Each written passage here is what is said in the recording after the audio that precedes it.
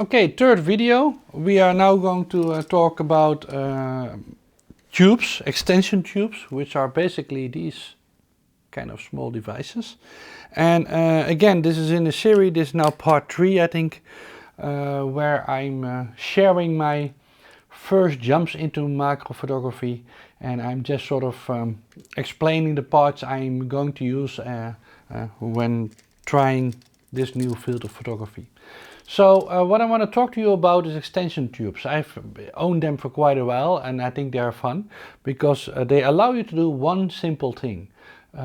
Make pictures that are where your subject is filling more of the frame. So let me explain. Again, like in the previous video, we are using the as an example the FE90 Sony macro lens, which has a 1:1 magnification, but it of course has certain focal distance range that it allows you to focus.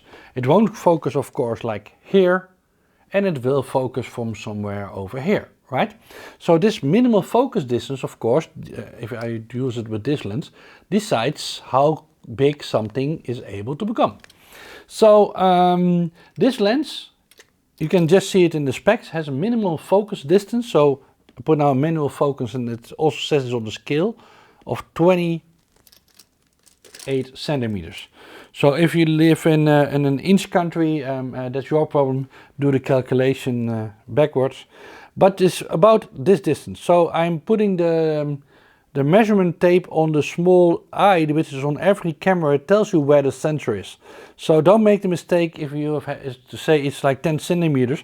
It's from the front of your lens. It's always measured from this part, or which is, should be on your camera. It has a circle with a small line to it where your sensor is. So in this case, that means that we can focus about 28 centimeters from here. And that means, if I move backwards a little bit without moving, that from the front of the lens, it's about 16 centimeters. Which kind of makes sense because, well, if you take the distance and you take it off, so 16 centimeters in front of this lens is the closest that I can focus. Which is quite nice if you're doing flowers or a bee or something from a certain distance where you don't want to get really close because it will fly away, but you want to be able to be quite reasonably far away from your topic and still have the whole thing in filling your sensor, right? Because that's the trick with macro photography. It's kind of the same as with wildlife photography. The trick is to get so close to your subject that you fill most of the pixels of the sensors with the subject, right? So what would be nice if you want to take a picture of something smaller, let's say again my finger, right? If it's at 28 centimeters, so let's do it on this lens somewhere over here, well, let's use this one again, then it's clearly not filling my sensor. So I want to get closer, right? I want to get closer and closer. So how can we reduce this distance? Well, one thing you can do is create the distance between your sensor and the lenses assembly. And that means it allows the camera to focus closer. So that's what these rings are about. So these rings are basically hollow. I got 2 of them here. They combine into, so it's 16 millimeters and 10 millimeters, so combined they're 26 millimeters, about 3 centimeters. And they allow me to add them in between the lens. And this one is not that expensive, I think it was about 40 or 50 bucks.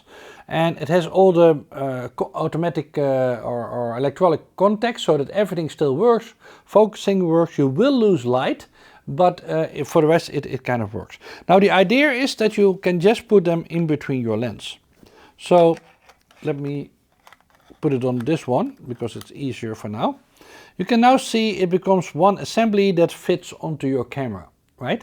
But now instead of being able to focus, I think this was 30 centimeters, about this far, I can now focus in this part. Now that does mean it basically your lens allows you to focus from infinity until a certain distance.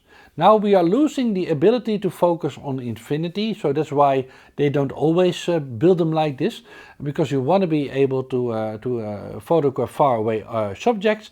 That is now lost, it can't reach that far anymore. Now the focus area is basically getting closer to your lens, but you lose the ability to focus at infinity.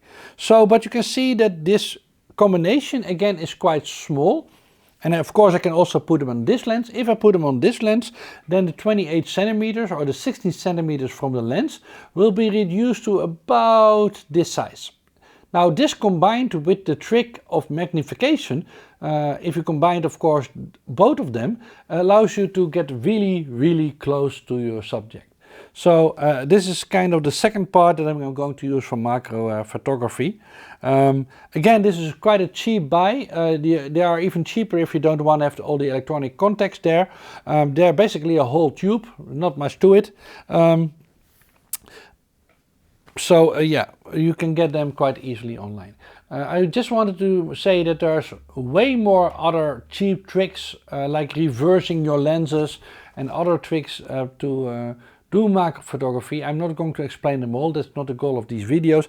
I'm just going to show you the parts that I'm using or I'm going to use to get going in macro photography. So up to the next video.